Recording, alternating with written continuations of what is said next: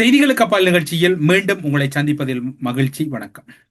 சாட்சிகளை பாதுகாப்பது என்பது மிக மிக முக்கியம் என்கின்ற ஒரு விடயம் தொடர்ச்சியாக வலியுறுத்தப்பட்டு வந்திருக்கக்கூடிய சூழ்நிலையில் ஸ்ரீலங்கன் ஏர்லைன்ஸ் விமான சேவையின் முன்னாள் பிரதம நிறைவேற்று அதிகாரி சிஇஓ ஆக இருக்கக்கூடிய முக்கியஸ்தருடைய மரணம் என்பது பெரும் சந்தேகங்களை ஏற்படுத்தி இருக்கின்றது. குறிப்பாக லஞ்ச ஊழல் வழக்கு ஒன்று தொடர்பில் சாட்சியம் வழங்கியிருந்தார். சாட்சியம் வழங்கிய பின்னர் மஹிந்த ராஜபக்ச விசாரணைக்கு அழைக்கப்பட்டிருந்தார். அந்த சூழ்நிலையில் அவருடைய மரணம் நிகழ்ந்திருக்கின்றது. குறிப்பாக சொல்ல போனால் உயிரற்ற உடல் இன்று காலை அவருடைய வீட்டிலிருந்து கண்டெடுக்கப்பட்டிருக்கின்றது. அவர் ஒரு தவறான முடிவு எடுத்திருப்பதாகத்தான் ஆரம்ப கட்ட விசாரணைகளில் தெரிய வந்திருக்கின்றது. ஸ்ரீலங்கன் ஏர்லைன்ஸ் விமான சேவைக்கு ஏர்பஸ் கொடுக்கல் வாங்கல் தொடர்பிலேதான் இந்த விவகாரம் இடம்பெற்றிருப்பதாக கூறப்படுகிறது. ஸ்ரீலங்கன் ஏர்லைன்ஸ் விமான சேவைக்கு ஏர்பஸ் நிறுவனத்தால் லஞ்சம் வழங்கப்பட்ட வழக்கு ஒன்றில் கபில சந்திரசேன கைது செய்யப்பட்டு பிணையில் விடுவிக்கப்பட்டிருந்தார். அதன் பின்னணியில் பிணையில் இருந்த காலப்பகுதியில் இவருடைய மரணம் நிகழ்கிறது. கபில சந்திரசேன தொடர்பில் பல்வேறுபட்ட விடயங்கள் இப்போது பேசப்படுகின்றன.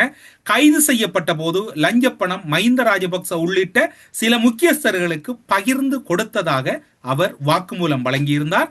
அதன் பின்னர் அவர் அழுத்தத்தின் பிரகாரம் அவ்வாறான வாக்குமூலம் வழங்கியதாக எஸ்எல்பிபியினுடைய முக்கிய நாடாளுமன்ற உறுப்பினர்கள் நாடாளுமன்றத்துக்குள்ளும் நாடாளுமன்றத்துக்கு வெளியிலும் பல்வேறுபட்ட கருத்துக்களை முன்வைத்திருந்தனர். இப்போது இன்னும் ஒரு சந்தேகம் வலுப்பெறுகின்றது. அதாவது கபில சந்திரசேனவின் வழக்கறிஞர் கபில சந்திரசேனவை சந்தித்த பின் அவர் தன் வாக்குமூலத்தை வாபஸ் வாங்கினார். வாபஸ் வாங்குவதாக சொல்லப்பட்ட காரணங்களில் ஒன்றாக இருப்பது கெஹலிய ரம்புக்கலோவுக்கு எதிரான சாட்சி சொல்ல தயாரான ஒருவர் வழக்குக்கு முந்தைய தினம் தூக்கில் தொங்கிய நிலையில் கண்டுபிடிக்கப்பட்ட நிகழ்வும் ஒன்றையும் சொல்லி தான் விசாரணையாளர்களால் அச்சுறுத்தப்படுவதாக சொல்லியிருந்தார். கெஹலியவுக்கு எதிரான சாட்சியின் இறப்பு என்பது விசாரணை தரப்புக்கு எதிரானது. அது மட்டுமல்லாது கெஹலிய தரப்புக்கு சாதகமான ஒரு நிகழ்வாகவே பேசப்பட்டது, பார்க்கப்பட்டது.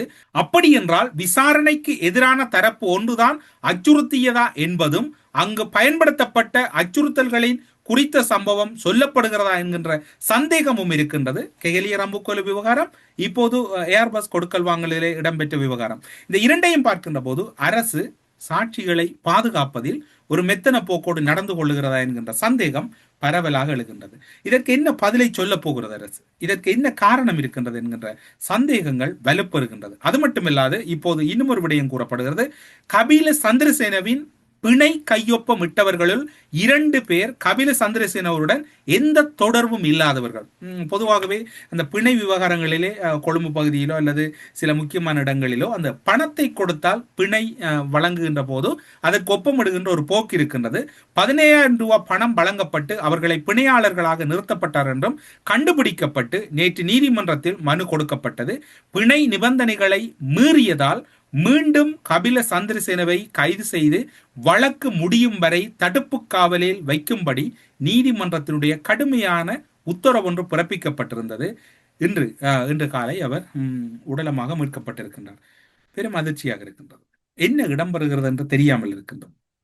அதாவது ஒரு முக்கியமான வழக்கு எதிர்வரும் வாரம் மஹிந்த ராஜபக்ச இந்த விசாரணை தொடர்பில் லஞ்ச ஊழல் ஆணைக்குழுவுக்கு செல்ல இருக்கின்றார். அந்த சூழ்நிலையில் இவருடைய மரணம் இடம்பெற்றிருக்கின்றமை இங்கு பல சந்தேகங்களை எழுப்பி இருக்கின்றது. அது மட்டுமல்லாது அனுரகுமார திசாநாயக்க அரசு மீது ஒரு கடுமையான விமர்சனம் இருக்கின்றது. சாட்சிகளை பாதுகாக்க தவறுகின்றதா அல்லது சாட்சியாளர்களை பாதுகாப்பது தொடர்பில் அனுரகுமார அரசு ஒரு கவனக்குறைவாக இருக்கின்றதா என்கின்ற சந்தேகம் இருக்கின்றது. அப்படி பார்த்தால் இப்போது இடம்பெறுகிற முக்கியமான வழக்குகளும் இதற்கு ஒரு ஆபத்தான கட்டத்தை நெருங்கி விடுமோ என்கின்ற சூழ்நிலை இருக்கின்றது. உயிர்த்த ஞாயிறு தாக்குதலில் இப்போது பிள்ளையான், அதனைத் தொடர்ந்து சுரேஷ் சாலை கைது செய்யப்பட்டிருக்கின்றார்கள். ஒருவேளை அவர்கள் சிறைக்குள் ஏதாவது நோய்வாய்ப்பட்டோ அல்லது அவர்களை அழைத்து வருகின்ற போதோ ஏதாவது மரணங்கள் நிகழ்ந்து விடுமோ என்கின்ற சந்தேகமும் இருக்கின்றது. ஏனென்று சொன்னால் இந்த விசாரணைகளில் சிக்கக்கூடிய ஒரு தரப்பினர் தான் குறிப்பாக இந்த விசாரணை காலங்களில் இந்த சாட்சியங்களை அளிக்கின்ற அல்லது சாட்சியங்களை திசை திருப்புகின்ற அல்லது சாட்சியங்களை வேறு திசையை நோக்கி நகர்த்துகின்ற போக்குகளை கையாண்டு வருகின்றமை அம்பலப்பட்டு நிற்கின்றது. தற்போதைய காலப்பகுதியில் இந்த விடயம் தொடர்பில் அரசு முறையான கவனம் செலுத்த வேண்டும். நாம் தொடர்ச்சியாக கூறுகின்றோம், இந்த அரசினுடைய மெத்தன போக்கு என்பது இந்த அரசுக்கு, ஆட்சிக்கும் அரசினுடைய செயற்பாடுகளுக்கும் தகுந்தது இல்லை என்பது பொதுவான ஒரு பார்வையாக இருக்கின்றது. கபில சந்திரசேனவை கைது செய்வதற்காக இன்று காலை போலீசார் சென்ற போதுதான் இந்த சம்பவம் இடம்பெறுகிறது. அப்போது போலீஸ் ஊடக பேச்சாளர் கூறுகின்ற விடயத்திலே ஒரு முக்கியமான விடயம் சந்தேகத்தை ஏற்படுத்துகிறது.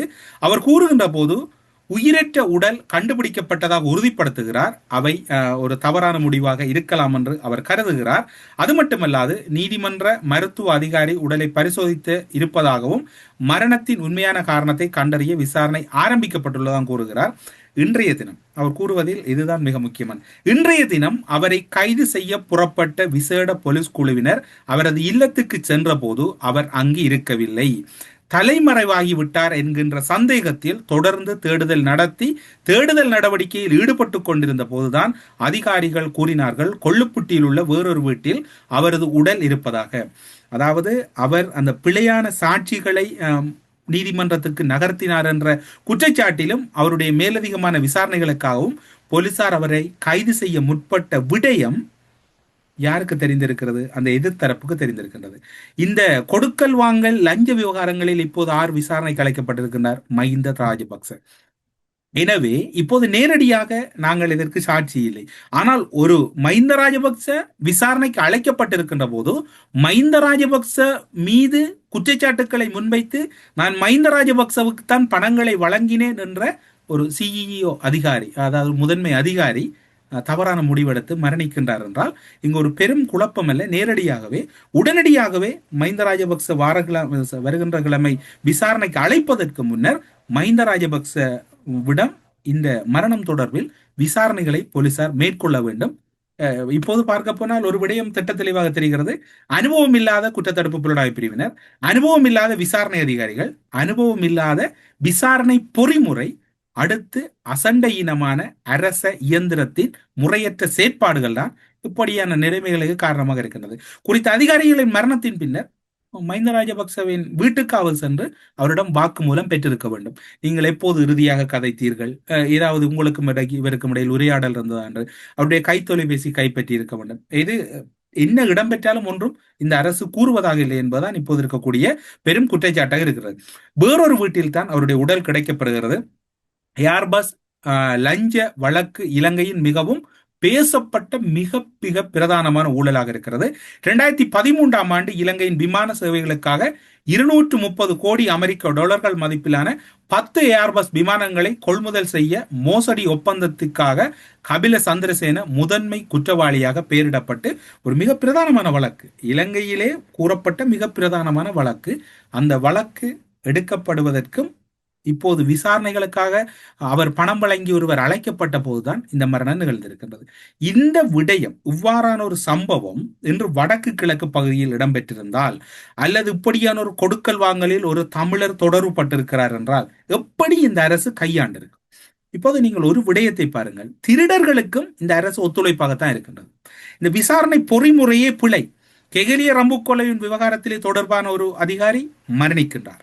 மஹிந்த ராஜபக்சவிடம் லஞ்சம் வழங்கினேன் என்ற ஒருவர் மரணிக்கின்றார். அப்படி என்றால் எங்க இடம்பெறுகிறது? இதே ஒரு சூழ்நிலையை சிந்தித்து பாருங்கள். இலங்கை விமான சேவைகள் நிறுவனத்தின் முன்னாள் பணிப்பாளர் கபில சந்திரசேன ஒரு தமிழ் அதிகாரி அல்லது ஒரு தமிழருக்கு பணம் வழங்கினேன் அல்லது 2 கோடி ரூபாயை ஒரு தமிழருக்கு வழங்கினேன் என்ற சூழ்நிலையில் இவருடைய மரணம் என்று நிகழ்ந்திருக்குமாக இருந்தால் எத்தனை கோணங்களில் விசாரித்திருப்பார்கள்?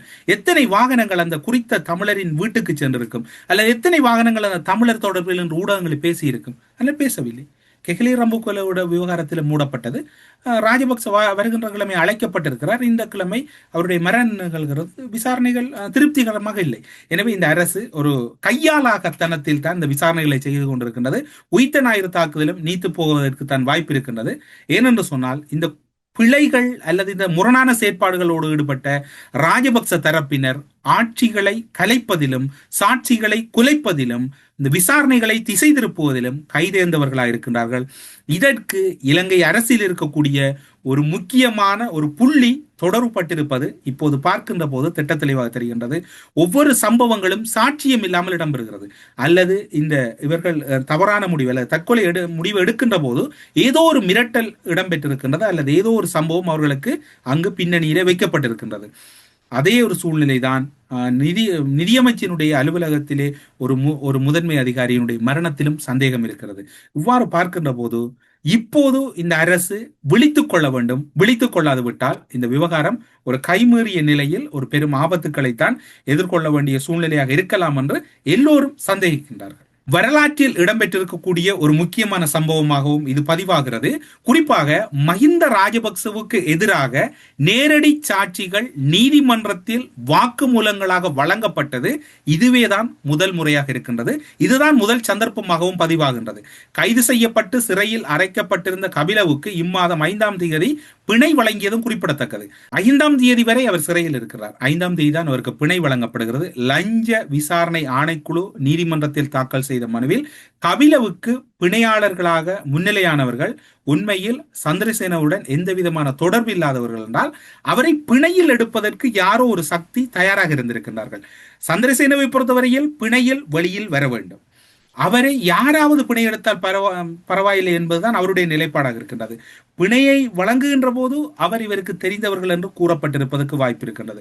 ஆனால் பிணை வழங்கப்பட்ட பின்னர் அவர் வெளியே வந்த பின்னர் தான் தெரிகிறது இவருக்கும் அவருக்கும் தொடர்பில்லை என்று. எனவே அந்த பிணையாளிகள் மீதும் சந்தேகம் இருக்கிறது. அந்த பிணையாளிகளை தயார்படுத்தியவர்கள் யார்? ஒருவேளை இந்த பிணையாளிகளை தயார்படுத்தியவர்கள் இந்த மரணத்தின் பின்னணியில் இருப்பதற்கான சாத்தியக்கூறுகள் அதிக அளவில் இருப்பதாகத்தான் எதிர்பார்க்கப்படுகிறது. இது திரைப்படம் போன்று இப்போது சாட்சியங்கள் அனைத்தும் திட்டமிட்டு அளிக்கப்பட்டுக் கொண்டிருக்கின்றன. உயிர்த்த ஞாயிறு தாக்குதல் மீதும் இந்த சூழ்நிலையை வைத்து பார்க்கின்ற போது அரசு மீது நம்பிக்கை இல்லை என்றுதான் கூற வேண்டும். அரசு கருத்துக்களை வடிவாக பகிர்கிறது, கருத்துக்களை மிக தெளிவாக முன்வைக்கிறது. ஆனால் அரசிடம் அந்த விசாரணையை கொண்டு செல்லக்கூடிய திறன் அல்லது அதற்கான தகுதியை அரசு இன்று வரைக்கும் நிரூபிக்க தவறிக் கொண்டிருக்கின்றமைதான் இங்கு சுட்டிக்காட்டத்தக்கது. மஹிந்த ராஜபக்சவுக்கு எதிராக நேரடி சாட்சியம் வழங்கிய ஒருவர் சிறையில் இருந்து பிணையில் வெளியில் வந்து நீதிமன்றம் கைது செய்ய உத்தரவிட்ட மறுநாளே இவ்வாறு மரணம் அடைந்திருப்பது என்பது பலத்த சந்தேகத்தை ஏற்படுத்துகிறது. இது தற்செயலான செயல் என்கின்ற கேள்வி யாரிடமும் எழுவதற்கு வாய்ப்பில்லை. இது எதேச்சையாக இடம்பெற்று விட்டது, தவறான முடிவு என்று சொல்லக்கூடிய சூழ்நிலை இல்லாமல் இருக்கின்றது. 5ஆம் தேதி வருகிறார், 6ஆம் தேதி மரணமாகிறார். 5ஆம் தேதி வெளிவந்த போது அவருடைய மரணத்திலே பிழை இருக்கிறது என்று நீதிமன்றம் பின்னர் சுதாகரித்துக் கொள்கிறது. அவரை கைது செய்ய முற்பட்ட போது அவர் மரணிக்கிறார் என்றால் அவரை அந்த கொலையாளிகளின் திட்டமாக இருந்திருக்க வேண்டும். அவரை வெளியில் எடுக்க வேண்டும், எடுத்த பின்னர் இதனை நிகழ்த்த வேண்டும் என்பதுதான் புலனாய்வு ரீதியாக, அதாவது ஒரு ஊடகத்தின் புலனாய்வு பார்வையிலே திட்ட தெளிவாக தெரிகிறது. இது ஒரு திரைப்பட பாணியிலே இடம்பெற்றிருக்கக்கூடிய சம்பவமாக இருக்கின்றது. அந்த தவறான முடிவை அவரே எடுத்திருப்பார். ஆனால் எடுக்கின்ற போது அவரின் அருகிலோ அல்லது அவர் ஏதோ ஒரு வழியிலே அவரை வழிநடத்தி இருக்கக்கூடிய ஒரு பெரும் குற்றச்செயல் ஒன்று அங்கு நிகழ்ந்திருப்பதனை இதன் மூலமாக கண்டறியக்கூடியதாக இருக்கின்றது. இப்போது இடம்பெற்றது ஒரு கொலையா அல்லது திட்டமிட்ட செயலா என்கின்ற விசாரணைகள் இடம்பெற்றுக் கொண்டிருக்கின்றன. அதாவது அவர் தவறான முடிவு தற்கொலையா என்பதெல்லாம் விசாரணைகள் இடம்பெற்றுக் கொண்டிருக்கின்றன. எம்மை பொறுத்தவரையில் ஒரு விடயத்தை எமது ஊடக அனுபவத்தில் சொல்ல போனால் இந்த விசாரணைகள் 1 வாரம் 2 வாரங்களுக்கு பேசப்படும். அதன் பின்னர் இன்னும் ஒரு செய்தி வந்து அதனை முழுமையாக மூடிவிடும். எனவே இதன் மீது எந்த ஒரு நம்பிக்கையும் இல்லாத சூழ்நிலை இருக்கின்றது. பொதுவாகவே இப்போது இந்த விவகாரமாக இருக்கலாம் அல்லது முன்னர் குறிப்பிட்ட கெகலிய ரம்புக்கொலையின் விவகாரமாக இருக்கலாம், எல்லா விவகாரங்களிலும் சாட்சிகள் இல்லாத சூழ்நிலையில் ஒரு கட்டத்தின் பின்னர் நீதிமன்றத்தால் அதனை இப்போது அனுரகுமார் திசாநாயக்க என்ன கூறுகின்றார்?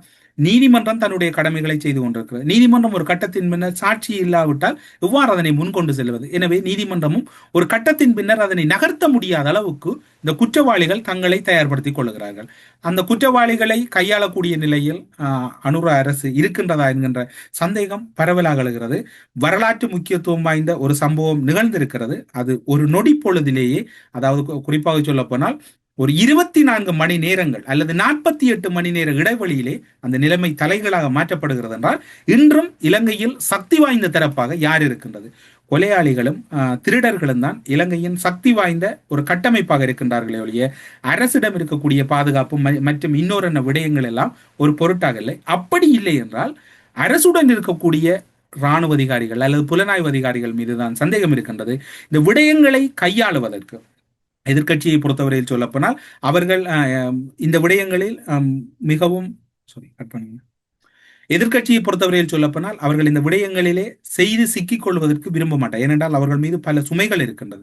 அதனை கச்சிதமாக செய்யக்கூடிய ஏதோ ஒரு சக்தி அரசுடன் தான் உலாவுகிறது. குறிப்பாக பாதுகாப்பு தரப்பினருடன் உலாவுகிறது. அப்படி இல்லைன்றால் குற்றத்தடுப்பு புலனாய்வு பிரிவினருடன் உலாவுகின்றது. இப்போது அனுர அரசுக்குள்ளே அனுர அரசுக்கு எதிரான சதிகள் பின்னப்படுகின்றதா என்கின்ற சந்தேகம் தான் இங்கு முன்னெழுகின்றது. காரணம், அந்த சந்தேகங்கள் எழுவதற்கு காரணமாக இருப்பது நடக்கின்ற விவகாரங்கள் எல்லாம் உத்தியோகபூர்வமாக இடம்பெறுகிறது, அல்லது எந்த ஒரு தடயங்களும் இல்லாமல் இடம்பெறுகிறது.